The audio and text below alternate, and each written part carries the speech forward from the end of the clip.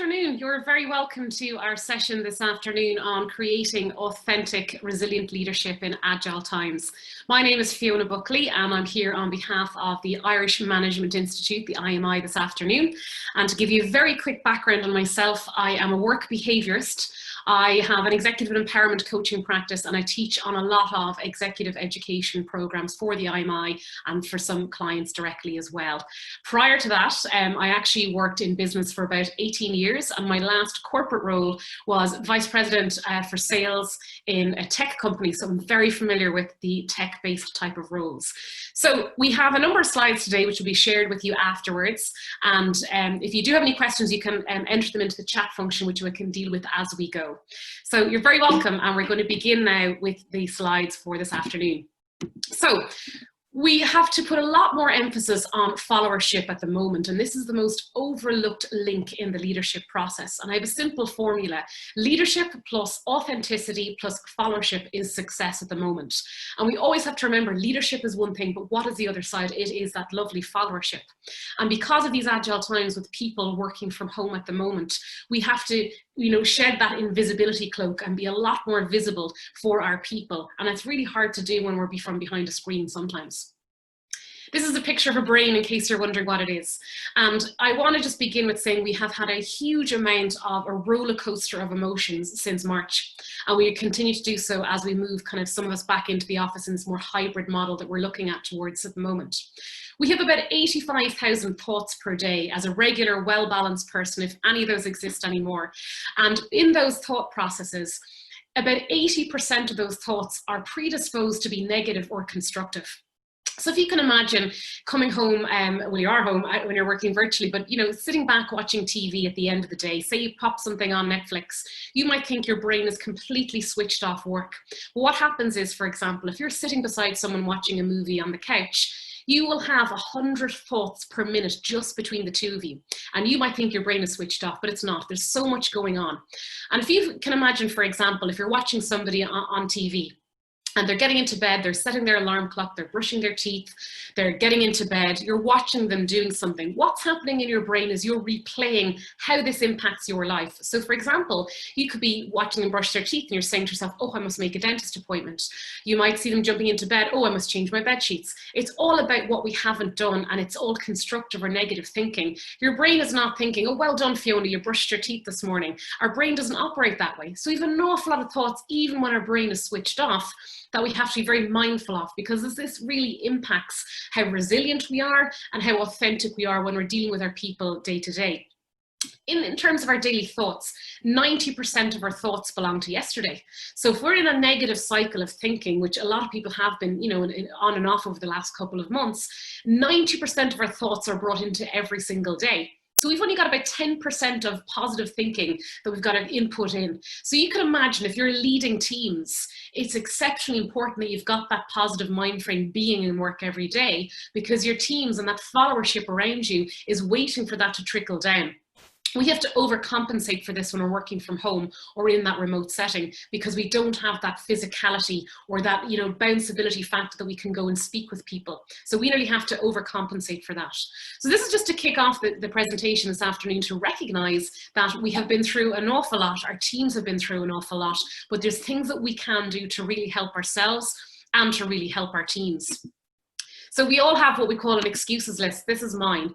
And what's stopping us from getting better at the moment is excuses. And we're about 6 months into working from home at the moment, or remotely, or half in work. And we have a lot of a reference period in that 6 months to go back on. So what happens after 6 months is we get complacent. We don't change the way we're working. We don't change the way we're leading. We get comfortable. And as the summer period is over, we ramp up for that autumn period, whatever it's going to bring with the way we work. We can't hide behind what we call excuses as leaders.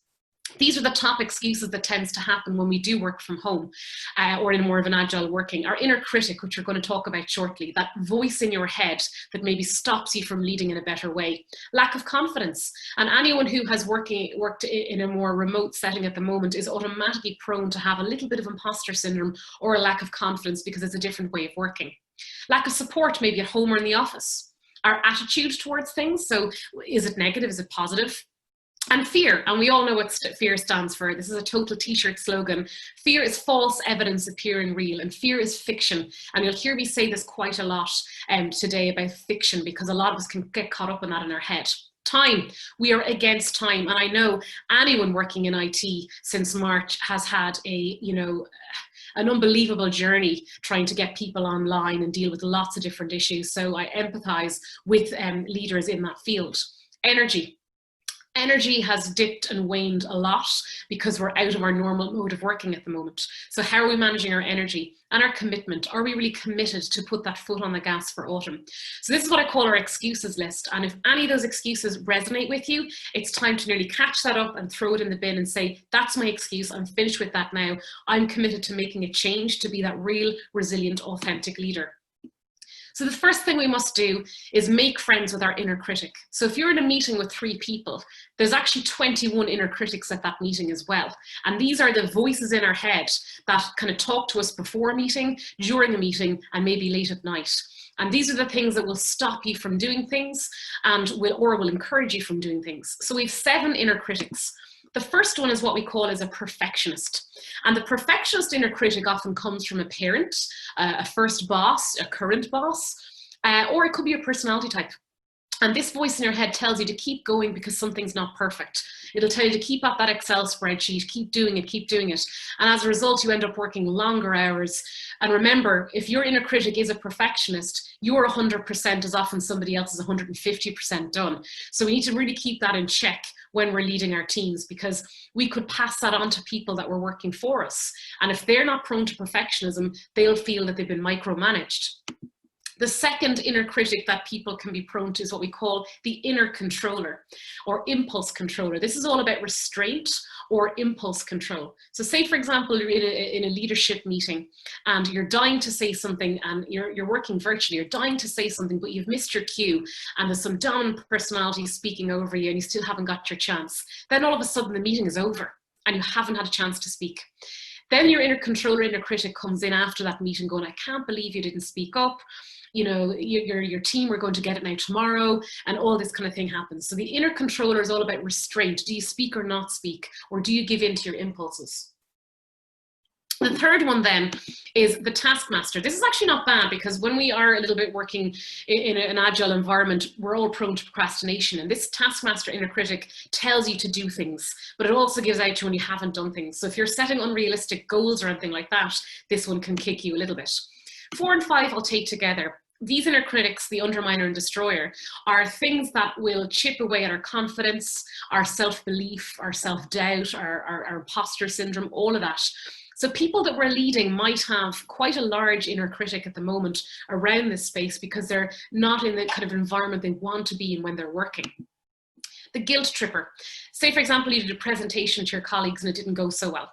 The guilt tripper inner critic reminds you when you're doing the same type of presentation, maybe the following week, how bad it was that first week. So we have to make sure we have to be very careful to silence that guilt tripper inner critic, because it stops us from getting better and it stops us from moving on. And then the last one is the molder or the conformist. This particular inner critic is all about culture. So say if you want to run a team meeting a different way, this inner critic might stop you saying, I don't think we should do that. It probably won't be preferred by our team, or the people that report into me might not like this. And it'll stop you in your tracks from being creative. So we've 7 inner critics here. All aren't active at the one time, I would hope. Usually we can isolate 1 or 2 of them. And the problem is, if we give into this inner critic, it will stop us from being authentic, and it'll stop us from really tapping into our real resilience in order to lead. The only way to silence or shut this inner critic up is a technique called fact or fiction. I use this a lot in my coaching, and people always come back and say, this has changed my life. And what the fact or fiction thing means is, our human brains are predisposed to go negative and also to fiction. And what is fiction? Fiction is a story. It's a worry. It's an anxiety of something that may or may not happen. A fact is a fact. So say, for example, I'll go back to the last slide. Say, for example, you did a presentation and it didn't go so well, which is the guilt tripper inner critic. I would ask you to put fact on that. Really, did it not go so well? Or are you putting in a fiction? So are you thinking it didn't go so well because maybe somebody looked at you funny in the meeting? Or why didn't it go so well? You have to put fact on the situation. So the fact is, if you went back to the people at that meeting and find out and get some feedback, then the fact is correct. The fact might be that everyone said you did a really good job, therefore the meeting actually did go very well. But we're too caught up in fiction. So what I encourage you to do is always try and go like a fork in the road. I'm holding my hands here. Go the fact road, not the fiction road, and that will help us be truly authentic and truly resilient in how we deal with people. So think of fact or fiction. What is the fact of the situation, not the fiction? We all have what we call a Jahari window. And when we're trying to be truly authentic in our jobs and in our organizations, we need to make sure that our open area, number one in the top left-hand box, is as wide as possible. So I'm going to explain what the Jahari window entails. We all have what we call as an open area. These are things that we know about ourselves and everybody else knows them too. So for example, if you're a friendly, bubbly, kind of charismatic type individual, always up for chit chat and very sociable, you know that about yourself, everybody else knows that. It's out there in the wide open. If you go to number 2 on the right-hand side, our blind area, these are things we don't know about ourselves, but everybody else knows it. So for example, you might think you're really approachable, but others see you as very intimidating and unhelpful. And that is what we call a blind area. It's literally like the blinkers are on. Therefore, if you have a large blind area and a lack of self-awareness, these things can really creep up on us and we are automatically inauthentic because we're not being true to ourselves. The only way you can, narrow down the blind area is coaching, is leadership courses, is self-development, self-discovery, reflection, all those things, and getting feedback that will close the loop for the blind area. On the bottom left-hand side, you'll see the hidden area. These are things that we know about ourselves, but nobody else knows. And often we hide knowledge gaps, low confidence, low self-esteem, and being burnt out, overwhelmed, burdened, all of those things. And if we're hiding that from people, we wear a lot of masks in work. And as a result, we're not being authentic. We're being quite inauthentic because we're not being true to ourselves. And remember, to be authentic in your position means you're bringing your true self to work with a professional lens, of course. The bottom right-hand side is what we call the unknown area. And I laugh here because I often say this is where the sharks live. No one knows what's going on in here. These are things that we don't know and nobody else knows. So how are we supposed to figure out what's going on in here? And that's often through that coaching and self-discovery and doing work on yourself, because these are often things that might stop you getting promoted, but you're just not aware of what they are. So we all have a Jahari window. The goal here is to make sure that open area is as wide as possible, and it can only be done through that kind of self-development and self-discovery. I want to take you now to the Bill George authentic leadership model. And Bill George, this model is quite young. It's I think it's 2010 or 2011. And he came up with this lovely model of what it really means to be authentic. And I always think it's good to have a model to go by. And you'll see a wheel here. And you'll see the first one is all about having a sense of purpose. And I'm going to go into a little bit more detail on each of these quadrants. But the purpose means if you have a true sense of purpose, you're going to have passion in terms of what you do. You're going to strongly believe in your role and in your organization. And you cannot help but have this as an infectious way of working that people really look up to as a leader. On the right-hand side, like 2 o'clock on the clock, we have values. Your values should never change from organization to organization. Your values should always remain the same. And even in light of the pandemic that's happened, your values shouldn't change. If your values change, your behavior changes. And if you're trying to create that true followership in your organizations, then that has an impact on that. Relationships. Really, really key that to be authentic, we put a lot of investment into relationships, which is connectedness. And in these virtual agile working times, it's very important that we do stay connected to our teams, because managers and leaders are the vehicles to the organization in these kind of strange times. So we have to invest in those relationships and make time for them, even when time is against us. The next one is self-discipline or consistency, where, authentic people are very consistent in terms of their approach no matter what's going on. And then the last one is heart and compassion, which is all about being sensitive and empathetic to people's needs. And a lot of us have to grow empathy. We're not necessarily born with it, but to be that real authentic leader, we have to have a bit of empathy that's there. So I'm going to do a slide per each quadrant just to give you a little bit more color. And what I've done is I've put the remote work relevancy on this just to be recent in terms of what's going on at the moment. So purpose leads to passion. You know what you stand for and you believe in what you're doing. Remember, passion is infectious and sparks passion and engagement in your team. And conscious passion is quite a strong word, but it's more about engagement. The remote work relevancy. People working on their own in silos right now need inspiration and passion to get them through these days. There's so much uncertainty, and this really helps with engagement and motivation levels. Back to values. You never compromise on your values, and values remain the same, as I said, no matter where you work. When your leader has similar values to you, you feel in sync and trust flourishes, and trust is so important in an agile working environment. Without that, nothing can continue. So again, the remote work relevancy, even though work may have changed, the work environment has changed, your values have to remain the same, and your team needs to see that. Relationship. Again, really important, and it's what we call building referent power. Authentic people have what we call referent power. And referent power is all about relationship power. We can have lots of power. Heads of IT have power, heads of HR have power, but referent power is the most important power, not by title, by who you are and how you build relationships through connectedness. I actually did my master's thesis on virtual working and the impact it has on relationships and work, and how we can combat professional isolation when I did it 5 years ago. And professional isolation is a very big thing. So the remote work relevancy here is in order to avoid this professional isolation, we have to feel connected through our leaders. Self-discipline, I kind of mentioned it already. This is all about being consistent in your approach, and then the heart leading to empathy. And there's 3 types of empathy we can actually have as leaders. The first is cognitive empathy, and that's real intelligence empathy. So if you're very much analytical, you like the facts, you like logic and things, and you're much more prone to cognitive empathy, which means you understand why someone might be upset. You understand why there's something wrong with somebody. If you are more of a feeling type person and you kind of look at emotions and the feeling of things before logic, you're probably more prone to emotional empathy, or emotional contagion it's called. We catch other people's emotions. So that can work in your favor. But the most important empathy, which is a combination of those, is what we call compassionate empathy. That you are compassionate, you understand, but you do something about it. And that's the real one that we want to have as any type of leader. So there you go, that's Bill George's authentic leadership model. Again, these slides will be made available to you afterwards, but it's always good to check in and go, where do you think you are on that wheel? Do you think you're strong in the purpose? Do you think you're strong in values, or do you need to work on the heart piece? Because we need all 5 pieces to be truly authentic. Why should we be adding empathy to our list of to-dos? Because this is the one thing from coaching leaders, it's often the one thing that's missing, especially if they're more technically adept. And they go, why do we need empathy? Of course we need empathy, from the whole connectedness thing.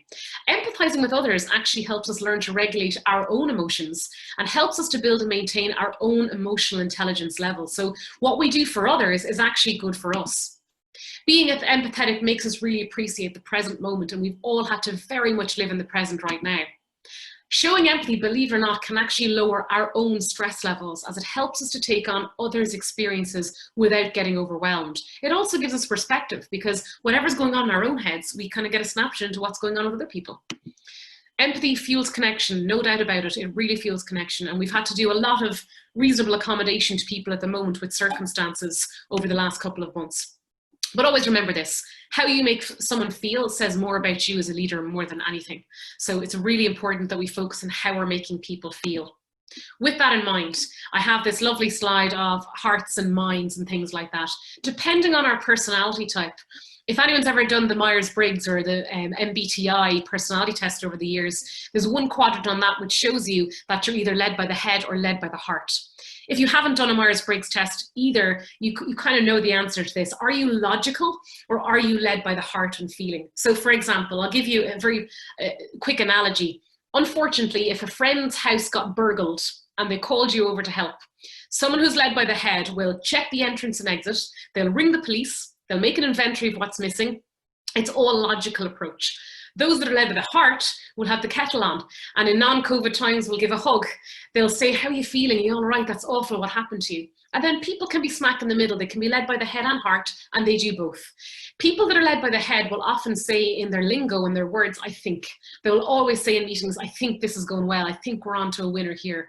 People that are led by the heart are very much, I feel. So in meetings, they'll say, I feel we're on to a good thing here. I feel it's going well. So literally by what you say, that leads people to know what you are.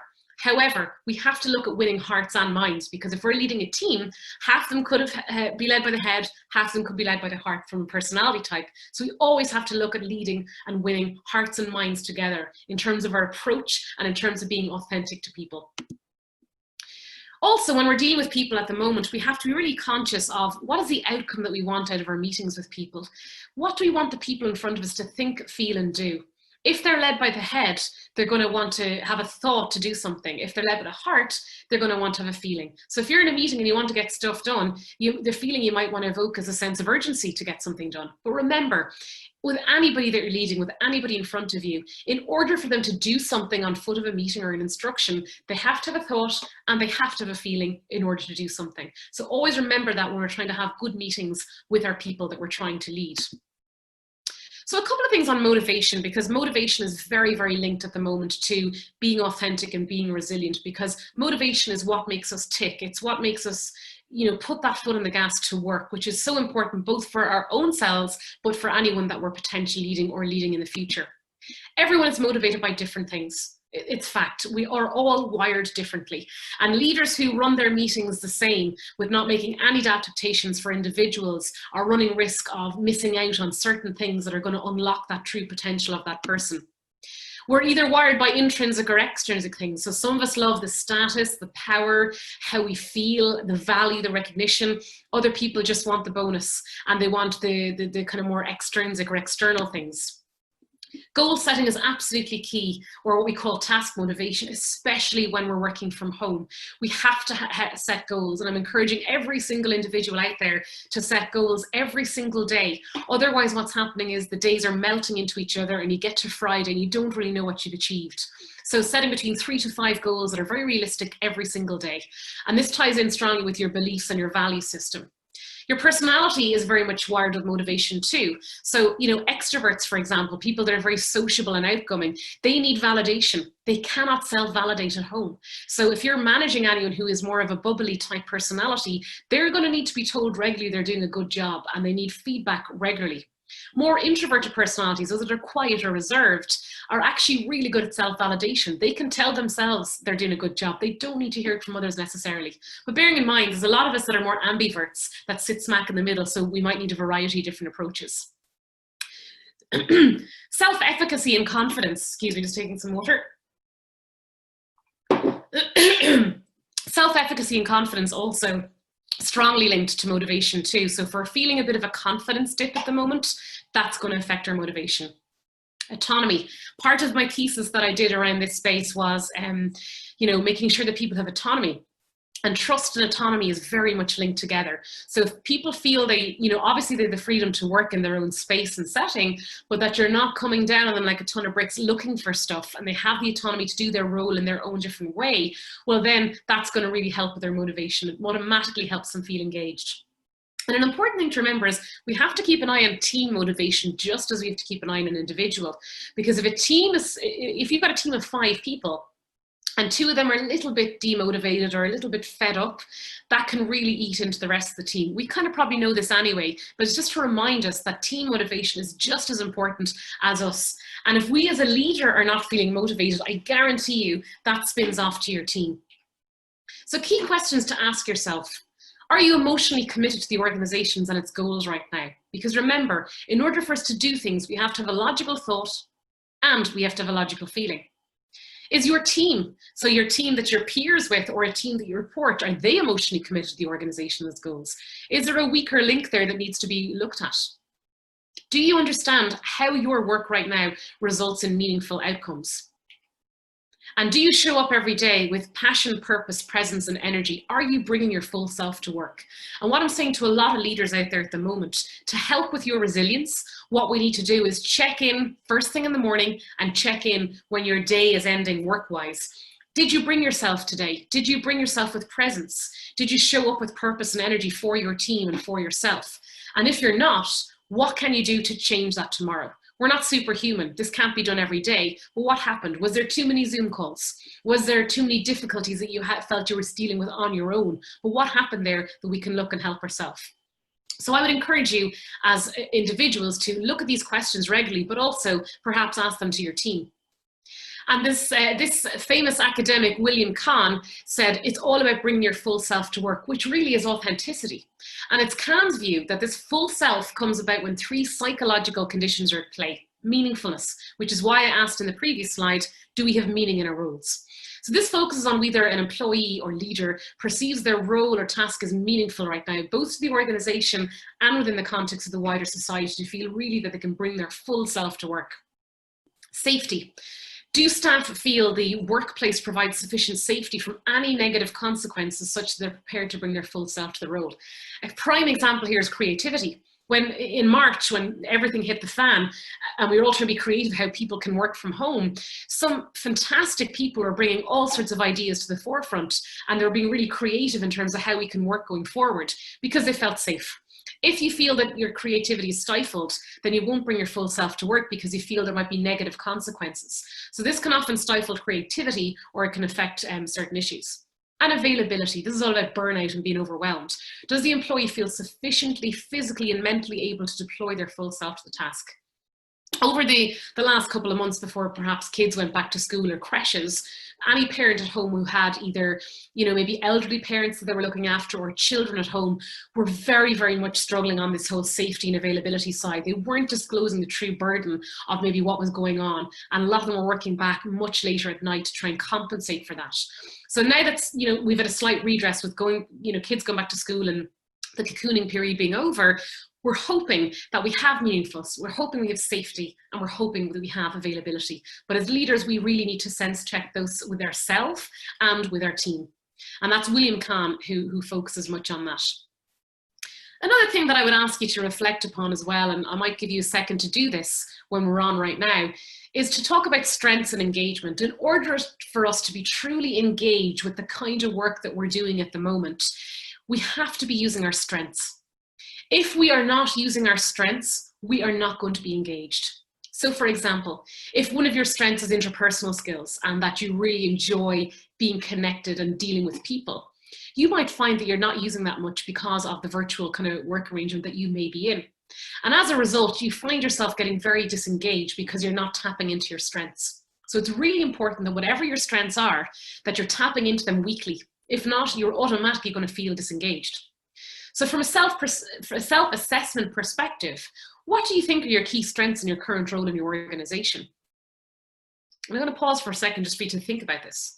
From a self-assessment perspective, what do you think are your key strengths in your current role in your organization?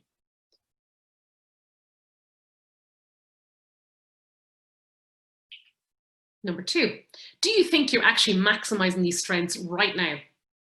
And it's a yes or no, really, isn't it? And these are 2 things to think about.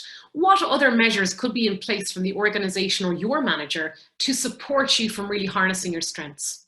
Or indeed, what could you personally do to maximize and support these strengths that's within your own control? This is incredibly important, and I would encourage you, maybe following this session when you're back with your teams later this week or next week, to look at this and go, are we tapping into our strengths? Because this absolutely fundamentally affects if you're going to be engaged with the kind of work that you do. There's another thing called LMX Theory, and it's the last theory, I promise, but it's good because you may never have come across this before. Unfortunately, when COVID happened, some of us are very guilty of having favorites in our team as leaders. And we do this anyway in business, where we have our favorites and we have what we call an in-group. And unfortunately, those people that aren't in your in-group fall into what we call the out-group. This happens every day with leaders across all organizations. However, when COVID hit, this stuff really comes to the surface. And LMX theory says that a leader, it's called leader-member exchange theory, a leader forms a special relationship with each and every member of their group or team. And each relationship is unique and has its own characteristics. But if they're in the in-group, they're going to have a lot more airtime, they're going to be asked a lot more questions. But if they're in the out-group, they might feel a little bit ostracized and they don't feel that their leader likes them. This is something we have to be very, very conscious of in virtual agile times, because what happens is the people in the out group, or if they feel they're in that out group, they just check out. That is it. They don't put the foot on the gas and they don't put their performance at the top. So it's just another thing to be mindful of in the times that we're in. We're going to talk a little bit of resilience before we depart this talk. And, you know, resilience and authenticity is so linked. it's not external events, but our minds that create stress. So things like COVID, yes, that creates stress, but it's how we process it and how our minds deal with it. This reminds me of motorways, and not many of us are stuck in traffic anymore. But if you're in a traffic jam, you have two options. You can do on the left-hand side and freak out and go, I'm going to be late, I'm going to be late. Or you can just take a leaf out of the person on the right. Not that I'm condoning doing that on the side of a motorway, but that's the approach that you take. If you're late, you're late. What can you actually do about it? So it's not the external events, but it's our minds that create stress. And seeing this is very interesting in light of the pandemic, because we have all dealt with this very different ways. Our internal coping mechanisms dictate how we deal with stress. It's our resilience, our authenticity, our home circumstances. Everything dictates how we deal with stress. But always remember, we can't blame the external events, because we get trapped in that kind of cycle. And I often say to people, we end up being like in a fork in a road where we accept the situation or we do something to change, but we cannot stay in that middle bit. When we stay in that middle bit, we end up being very having low resilience. So accept it or do something to change about it. Stay at that middle bit. And it's important that we do that. Resilience, what does this look like, okay? It's really about reminding ourselves and others that everything that we're dealing with right now is temporary. This is not a permanent state. If you find yourself or your team members are, kind of going towards this is very permanent and feeling a permanent state, then that's where low resilience is kicking in. So we have to constantly remind ourselves this is a temporary state. It's not permanent. So any feelings of permanence need to be addressed. We need to demonstrate empathy. There's our lovely friend empathy coming back again, and flexibility where we can, and only focusing on what's in our control. So I'm repeatedly saying this daily to people: what is in our control, what's outside our control. We need to keep the focus on available short-term goals. We can't think too far ahead at the moment because we really don't know what's going to happen. So it's about the short-term goals, so people feel they have some sense of validation that they're, getting somewhere. I've seen one question come in on the chat box, and I'll get to it momentarily. So just I am coming to it. We are all in this together mentality. There is nothing like camaraderie right now to really bridge the gap of professional isolation. So really checking in on people. And I'm often saying to people, to maybe turn off your camera every now and again when you are on Zoom calls with permission of the person that's on the call, because we are getting very fatigued by it. And, a lot of people on this call will probably know a lot more about that than myself. But, if people are turning off their cameras regularly too much, you might want to check in on them, because not everyone is dealing with this and they're saying one thing, but they're feeling another. We're all in together, and sharing ideas and promoting inclusion. And I'm encouraging a lot of people to maybe relook at how you've been doing things over the last 6 months, especially meetings. If you've always had your staff meeting on a Tuesday morning, 10 o'clock, is that still the best time? Is that still the best way? And I'm encouraging people to look at the 20-50-minute rule with meetings. A lot of meetings go into our diary for 30 minutes or an hour. Anyone in tech will know that you can change those settings. So I'm saying to people, can we do the meeting in 20 minutes? And then we have that lovely 10-minute buffer time for ourselves, or, 50 minutes. And if your meeting has to be 50 minutes, can you really do it in 20 minutes? So I'm encouraging people to relook at their diaries to make sure they have more space so they can be resilient, because time is always against us. So how we can share ideas and promote inclusion is terribly important here. Another slide on resilience here. Resilient people have a positive image of the future. Despite everything that's going on at the moment, they're still maintaining a positive outlook, and that's really important. Resilient people have a desire to achieve solid goals, and they're empathetic and compassionate, but they don't waste time worrying about what people think of them. And resilient people never think of themselves as victims. They, focus their time and energy on changing the things they have control over. And that's really important to focus on. We would all love to be super resilient every day. That's not the norm. The main thing with resilience is you're going to have good days and bad days, but that your good days outweigh your bad days. And that's the real difference with someone who's resilient. They're able to pull themselves back up again. And that's the big difference where people with low resilience can't do it. So we have 2 more slides, and then if you do have any Q&A, I'm happy to take it via the chat function. I absolutely love this picture of the orange because it's so real. Sometimes you just have to pick yourself up and carry on. We are the ones in our own heads. We have our inner critic. We have our way of dealing with things. We wake up every single morning with our thoughts in our mind. We go to bed with our thoughts in our mind. Sometimes we just have to pick ourselves up and carry on. Our organizations and our managers can only do so much, but we have to take control and dispel any of those excuses and try and do something better for ourselves.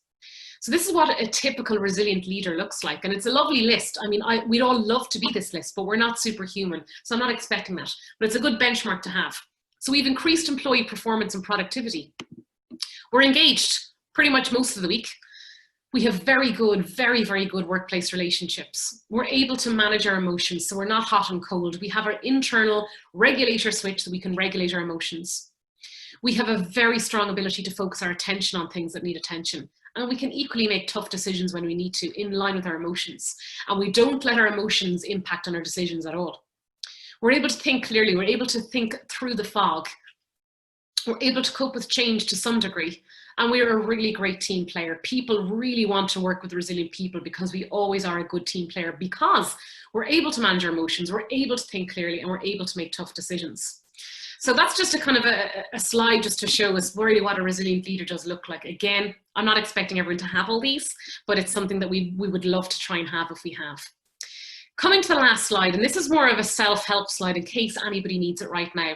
A lot of the people I'm speaking with through webinars and training and classrooms are all saying, I've lost my mojo just a little bit and I'm worried about how this impacts my team. Because if I'm being truly authentic, people can see it. So I've kind of put together 8 tips that might be able to help you, and these are things you can do tomorrow if you want to help build back your mojo a little bit if you need it. And I'm sure I can think of a better word than mojo, but it's relighting your fire essentially. So number 1, an immediate quick win is setting small realistic goals. It's instant validation. Every single day I get up in the morning, I get my notepad out and I write down 5 things that I'm going to achieve today. If I don't achieve them, I'll feel bad. And I like to-do lists, but if you're not into to-do lists, just maybe try it, because it gives you that instant validation that you might need and you feel some sense of achievement. Assess what your competition is doing internally in your organization or externally in your organization. That can sometimes really give you a boost when you're struggling with motivation. Go, ooh, this person is doing that, maybe I need to do a little bit more of this. Call or meet someone who inspires you. When we're working virtually, I cannot underestimate how important this is. Anytime I'm feeling, and I'm a very energetic person, which you can probably tell by now, but anytime I'm feeling a little bit low or just a bit fed up with the whole situation at the moment, I will schedule a virtual cup of coffee or a phone call with someone who I know is going to pick me up in my network. And it is a foolproof way that always, always helps. And when we are working virtually, it's actually much better because we have more time to meet people because we're not commuting in terms of that. So making a point to call or meet someone who inspires you, or doing a little bit of networking. Secure a coach or a mentor. There's lots of free mentoring programs and coaching programs going on around the moment, but it doesn't have to be a paid thing. It can be something organic with somebody that will help soundboard against you. And maybe it's someone in your network that's in a similar role to you and you want to do it for each other in terms of that. Maybe you just need a break. Maybe you haven't had your staycation yet, or a time out. Maybe you just need a break and to breathe and not tune into work for a while. Number 6, check your positivity lens. We mentioned a lot about the positive thinking and the negative thinking earlier, and checking our positivity lens is very, very important, because if we're quite negative, that's really going to affect your mojo and how you're motivated. So checking your positivity lens is incredibly important. And again, it is normal to be positive and negative at all parts of the week. That is absolutely normal, but we want to outweigh that as much as we can. Coming to the last 2 tips. Monitor your inner critic. Okay, we have that lovely article of 7 inner critics, and if you do want to follow me on LinkedIn, I blog about all this stuff all the time, and I have an article written on particularly on your inner critic. So now that we know what 7 inner critics exist, let's try and make a strategy about the one that's loudest for us, because that is the big blocker for your mojo. And if you can imagine, those red and white car barriers that come down when you're trying to get into the car park, that's exactly what happens with your inner critic. These barriers come down all the time that prevent you from doing what you want to do. So it's about lifting those barriers and making sure we have the time to do that. And taking ownership over your own personal development plan. Maybe we've hit a stalemate in companies at the moment with lots going on, restructuring, no bonuses, redundancies. There's an awful lot going on, but it's taking ownership back for you to take that control over where you want to go. And maybe it's doing some further education or something like that for yourself, because actually what I did in my thesis is a huge academic link between doing further professional development and minimizing professional isolation at home. And it could be just a 1-day course. It could be going off and doing a yoga course. It's whatever it is. But that is a huge link to actually get a bit more motivation back and a bit more challenge. So we're coming to the end of my presentation shortly, and I do want to see if there's any Q&A. Some people have asked, is it going to be recorded or be shared? I will let the guys in the background maybe let me know about that one, because I'm not so sure if a recording has been made or will it be shared, but we will get that answered for you. If there is any other questions, we have about 2 or 3 minutes for you to type them into the chat function before I refer you over to my colleague in the IMI, Stephen. So I can see 1 or 2 coming in. So bear with me when I have a look at these chats to see if there are specific questions coming through. Yes, the recording will be shared. It's a comment. Thank you very much. Okay, so if there is, hold on, we have another one coming through. Yes, okay, perfect. Stephen, I'm going to hand you over to you. Thank you very much for your participation, everyone. I'm going to stop sharing my screen now and bring you over to my colleague, Stephen, for a couple of minutes. Fiona, thank you very much indeed. Good afternoon, everyone. My name is Stephen Purcell. I am a client manager in the IMI, and I'm delighted to announce that we're about to launch the second part, our cohort of our leadership program in conjunction with IT at Cork. I just want to build on a couple of points on bringing this back into the IT land. So I've come from a technology background. I've worked for companies like Dell and Compaq in my time, and now client manager in education services. So in the IT piece, we link into what we call the kinetic leader. And in IT, there's 4 key points to build on the resilience of your personal leadership development journey. We have agile and nimble leadership, a customer-centric outlook, very much a growth-focused mindset, and obviously then the highly engaged piece, both with your internal and external stakeholders within your organization. So that's how we bring in the kinetic leadership piece. That is a Deloitte report. The link is on the bottom there. So we were delighted to work with the steering committee of IT at Cork over the last number of months, and we developed a leadership development program that takes into account the need for this kinetic and resilient leadership, both internally within your organization and building those stakeholder engagements. Let me just show you very briefly the program journey, how it currently looks. So this program is currently running at the moment. We're in cohort 1. It was actually sold out. So right now you can see we have another program which is going to launch in November, taking expressions of interest now. Just want to have a brief talk you through exactly what's involved in this. So this is a blended learning program, a mix of online virtual webinars and sessions, face-to-face modality sessions as well, built and backed up by leading 1 to 2 hour master classes or mini master classes like we just had this afternoon. So the next program will start in November with a 1 hour launch event. That's a virtual webinar. Module 1 is around the role of the tech leader. So what are those leadership challenges in times of crisis, and how do we take advantage of them going forward? Across January, February, then there are the series of the mini masterclasses that support the rest of the program. Module 2 is all around leading people and teams. So building on what Fiona was going on today, the focus is on you, and the focus is on you, your organization, and your team. So how do I bring those kinetic leadership thoughts and resilient leadership thoughts into what I do on a day-to-day basis? Strategic management is module 3. That's maximizing your strategy and translating your vision to take account of what we call the new reality, or the new normal, as we're all pretty tired of probably at this stage, 6 months into COVID-19. But in regard to what does it look like? So what does the vision of the organization look like now, and how do we need to pivot and change that? And the last module then is about stakeholder management. So if we take what a role of our tech leader is and how we manage and develop our teams and what our vision is, well, how do we influence and persuade our stakeholders? That's our customers, our internal stakeholders, our managers, and how do we build trust in times of ambiguity? Back to what Fiona was talking about earlier. It's backed up, I said, it's a blended learning module backed up by pure learning and online digital platforms, introductory webinars as well. So we have a very, very strong cohort of leadership development, I say, across about a 4 to 5 month period. If you want any further information on the program, please feel free to reach out to Annette Coburn, the network manager of IT at Cork. Her email address is there, or mobile is there, or even myself in the IMI, stephen.purcell@imi.e, or give me a call on my mobile.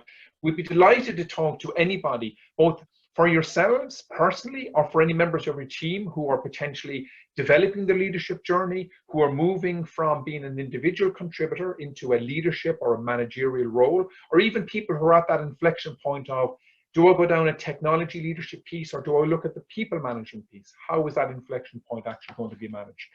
So delighted again with the success of the program so far, and looking forward to working with you again. Thank you very much to IT at Cork for the opportunity to get Fiona speaking today, and to Fiona herself.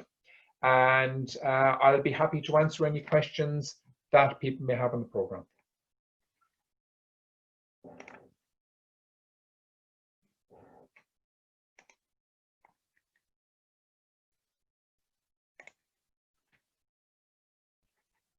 Okay.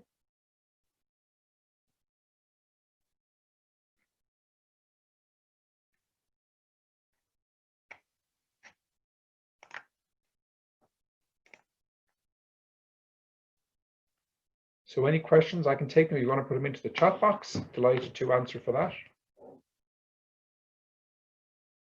Okay. I'll just check the Q&A here. I think we're all good. Any final ones for chat? Okay. Okay, if there's no further queries, I will wrap up the session. Again, I'd like to thank Vivian and Owen in IT at Cork. I'd like to obviously thank IT at Cork Steering Committee, Annette Coburn, Anthony O'Callaghan as chair, who have been a great support to us on the program. We do look forward to discussing this program with anybody who's interested. As I said, the brochure can be downloaded or got from myself or Annette. And I look forward to talking to you all again. Have a great rest of week session, and thank you again.